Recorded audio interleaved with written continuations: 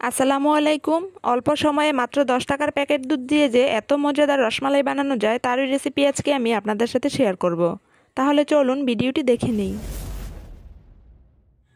রসমালাই তৈরির জন্য এখানে আমি 10 টাকা মূল্যের যে ডানু দুধের প্যাকেট রয়েছে সেগুলো 3 প্যাকেট নিয়েছি। এখন এক এক করে আমি একটি বাটিতে সবগুলো প্যাকেটের 3 প্যাকেট দুধের জন্য এখানে আমি দিয়ে দিব হাফ চা চামচ বেকিং পাউডার ও হাফ চা চামচ ঘি। এবার এগুলোকে একটি বাটিতে নিয়ে নিয়েছি একটি ডিম। এখন এই ডিমটাকে কিছুক্ষণ আমি একটি চামচ দিয়ে ভালো করে ফেটিয়ে নিব।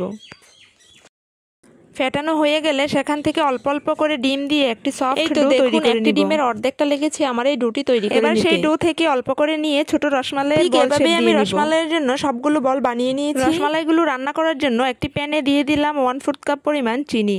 তবে মিষ্টির মেজারমেন্টটা যার যার স্বাদ অনুযায়ী দিয়ে নেবেন।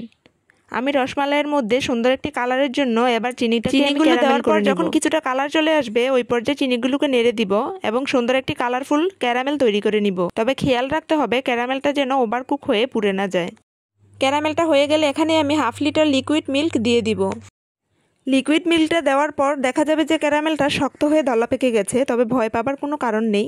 কিছুক্ষণ নেড়ে চেড়ে নিলে ক্যারামেলটা মিশে যাবে এবং দুধের মধ্যে সুন্দর একটি কালার চলে আসবে। এর ফাঁকে মিষ্টিগুলো আমি দুধের মধ্যে দিয়ে দিয়েছি, তবে ভিডিওটা আমার স্কিপ হয়ে গেছে। এবার প্রায় 2 মিনিটের মতো আমি এই মিষ্টিগুলোকে একটি ঢাকনা দিয়ে ডেকে রান্না করে নিব। 2 মিনিট পর ঢাকনা উঠিয়ে মিষ্টিগুলোকে আমি আলতোভাবে একটু নেড়ে চেড়ে দিব। এভাবে প্রায় 7 থেকে 8 মিনিটের মতো সময় নিয়ে মিষ্টিগুলোকে আমি রান্না করে নিয়েছি। যেহেতু পাউডার মিল্কের রসমালাই তাই 7 থেকে 8 মিনিটই যথেষ্ট। এই তো রসমালাইগুলো আমার হয়ে গেছে। এবার আপনাদেরকে আমি সার্ভ করে দেখাচ্ছি। দেখলেন তো কত সহজেই রসমালাইগুলো আমি তৈরি করে নিয়েছি। তো আশা করি আজকের এই ভিডিওটি আপনাদের কাছে ভালো লেগেছে। আর ভালো লেগে থাকলে প্লিজ আমার চ্যানেলের